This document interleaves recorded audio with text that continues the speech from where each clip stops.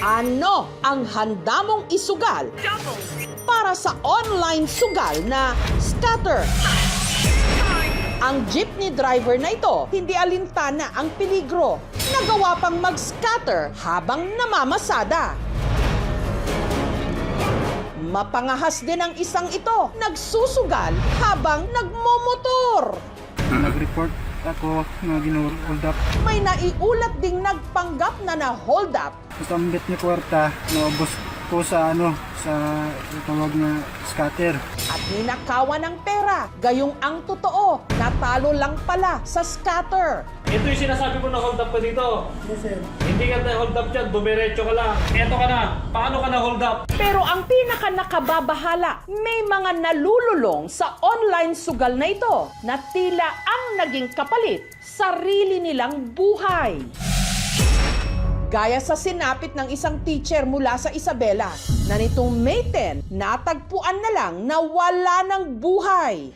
Lending online kay scatter. Siya nakautang 200,000 ang kanyang na-loan. Na-addict siya siguro doon. Ang sinasabing nalulong sa scatter, ang anak-anakan ng gurong si Arsenio na si Kenneth, hindi niya tunay na pangalan. 13 anyos lang daw si Kenneth nang kupkupin siya ni Arsenio. Magaling na estudyante dahil nasa science section. Nasa top 3 siya doon. Pinag-aral niya si Kenneth hanggang naging ganap din itong guro. Cum laude, academic excellent ang kanyang nakamit sa school. After graduation, tanggap agad siya dahil magaling talaga. Pero nitong mga nakaraang buwan, may napansing pagbabago si Arsenio kay Kenneth. Palaging cellphone. Si Kenneth, nauubos na raw noon ang oras, kaka-scatter. Halos hindi siya mapalingon pag tinatawag siya dahil naka-concentrate doon sa cellphone niya. Nung una, tila sinuswerte pa raw si Kenneth. Biglang nanalo ng 19,000, tuwang-tuwa. Then after siguro 2 weeks or 3 weeks, nanalo ng 26,000. Nagpapadala, pangkuryente, bigas. Nakakatulong na po sa aming pangangailangan, lalo na po sa nanay namin na mahirap po ang buhay. Pinariringgan ko. Alam mo, yung mga taong nag-i-scatter daw kung ano-ano ang kapahamakan na pinaggagawa nila sa buhay nila dahil nalulung sila. Pero huli na raw ang lahat ng paalalang ito. Si Kenneth kasi pumanaw matapos wakasan ang sarili niyang buhay. Malungkot na malungkot po, ma'am. Kasi po, nawala yung kapatid namin na nagsakripisyo para makapag-aral siya.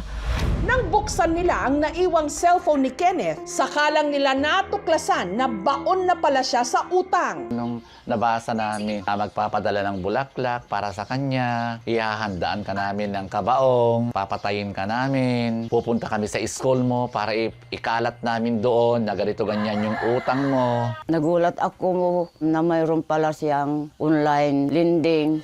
Ang hinala nila ang mga inutang ni Kenneth sa mga OLA o online lending apps ang siya raw ipinantaya niya sa scatter. Na-addict siya siguro doon. Biktima po lang siya ng sistemang online games dahil po sa pangangailangan. Ayaw ko nga siyang mawala sa akin. Mahal na mahal kita. Paubaya ko na lang yung buhay mo sa Diyos. Ayon sa datos ng PAGCOR o ng Philippine Amusement and Gaming Corporation, noong nakaraang taon, 10 milyong mga Pilipino ang naitalang nakarehistro sa online gambling. Nasa 32 million naman ang mga active online gambling account na karamihan mga mahihirap o hindi nakakaluwag sa buhay. Mayaman ka, pupunta ka ng casino. Pero ngayon, dahil nga sa teknolohiya, mas naging accessible na siya. Nasa krisis ang ekonomiya natin. Mataas ng bilihin. Kaya yun, yung mga Pilipino ay maghahanap talaga ng paraan niya para dumiskarte. Yung iba, magsusugal na lang talaga. Samantala, ang labis-labis na paglalaro ng scatter maituturing na gambling disorder. Basta online games, syempre ginawa yun para maging addictive. So gumagamit sila ng behavioral psychology para maakit ang tao, tapos ma-addict sila sa game na yon. Hindi na nila makontrol ang sarili. Gaya na lang nang nangyari sa ginang na ito na nagpadala kamakailan ng isang liham sa aming programa. Ayon sa kanya, nang dahil sa pagkakalulong niya sa scatter. Hindi lang buhay niyang nasira, pati ang kanyang negosyo, trabaho, at ngayon, pati raw kinabukasan ng kanyang mga anak. Ang nagpadala ng sulat, itago natin sa pangalang Christine, nagtatrabaho bilang cashier at mag-isang itinataguyod ang dalawa niyang mga anak. Okay po yung buhay namin mag-iina. Nakatira po kami sa maayos na apartment. Nabibigay ko po yung mga pangangailangan ng mga anak ko. Pero nagbago raw ang lahat nung naengganyo siyang mag-scatter nito lang nakaraang taon. May vlogger po kasi ako na pina-follow. Nainganyo akong pindutin po yung sinasabing link sa baba kasi mamimigay daw ng ganito, ganyan.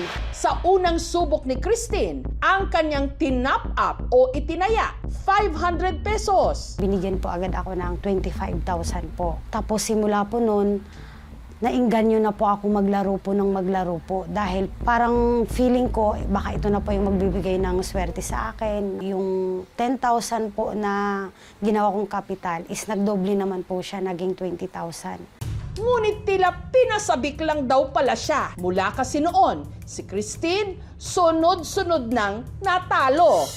Nararamdaman ko po na unti-unti po nilang binabawi. Ang dami ko na pong na-miss na po na bayarin, hindi sinugal ko po yung buong sahod ko. Pero hindi pa rin po ako nadadala noon po eh. Kasi po lahat ng natatalo kong pera na gusto kong bawiin. Sa kagustuhan niyang mabawi ang naipatalo niyang pera, nilakihan daw ni Christine ang kanyang taya. Kinuha niya ang pera mula sa perang ipinagkatiwala lang sa kanya. Ang usapan po namin ay i-business po namin ng pagpapautang. Every time po na may masisingil ako in that day na mga 50,000, 30,000 po, pinusta ko po ng pinusta po. Ang hindi na malaya ni Christine, ang kanyang naipatalo sa scatter, umabot na ng mahigit kalahating milyong piso. Naipit lang talaga. Dumating na po sa point na andyan na po yung mga pulis. Hindi ko po maipaliwanag sa may-ari na sinugal ko. Papakasuhan po ako ng estafa. Nung nakita lang po niya yung mga anak ko, nagbago yung isip niya. Para magkaaregluhan, kailangang magbayad ni Christine ng 800,000 pesos. Babayaran ko po ng 10 to 12,000 a month. May trauma po ako eh. Parang natatakot ako every time na mag-ring yung phone ko. Wala po kaming halos makain. Nag-aalala po lagi yung anak ko, kaya hindi po siya pumapasok. Pinagsisiyan ko. Para mahinto no, yung addiction nila sa scatter, unang-una yung pag-admit sa sarili na addiction na. Humanap rin sila ng support group. If you see their advertising, it's cartoonish, it's fun, and it seems to be targeted to entice yung mga younger, no, yung mga kabataan. Sa billboard, maliit lang yung gamble responsibly. Ayon naman sa PAGCOR, bahagya namang tumaas ang mga nagpapa-self-exclusion o yung mga user na nagpapaban ng kanilang mga sarili sa online gambling sites para makontrol ang kanilang adiksyon. As of first quarter po of 2026, meron na po tayong mga 3,000 na mga naban or na proseso na mga applications for self-exclusion. For the year 2025, the PAGCOR share po for the electronic gaming amounted to around 53 billion pesos. If ibaban po natin yung online gaming, ang mangyayari po is lahat po sila magiging illegal lamang. Malaki yung chance na mas marami pong malululong dito. Malaki ang ambag sa ekonomiya ng mga gambling corporations. Okay, what does that mean? Tama yun? Wala bang ibang way? Gumaganda ba talaga buhay ng mga Filipino? Hindi naman. May isang golden na kasabihan sa pagsusugal eh. The house always wins. Na ang addiction, mga nalululong sa pagsusugal, hindi nila kasalanan yan. Produkto yan ng lipunan natin na walang mas magandang oportunidad.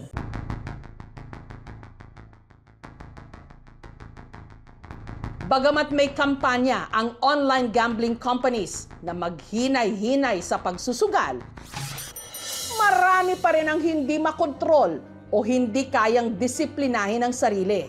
Nasisilaw sa pangakong instant premyo.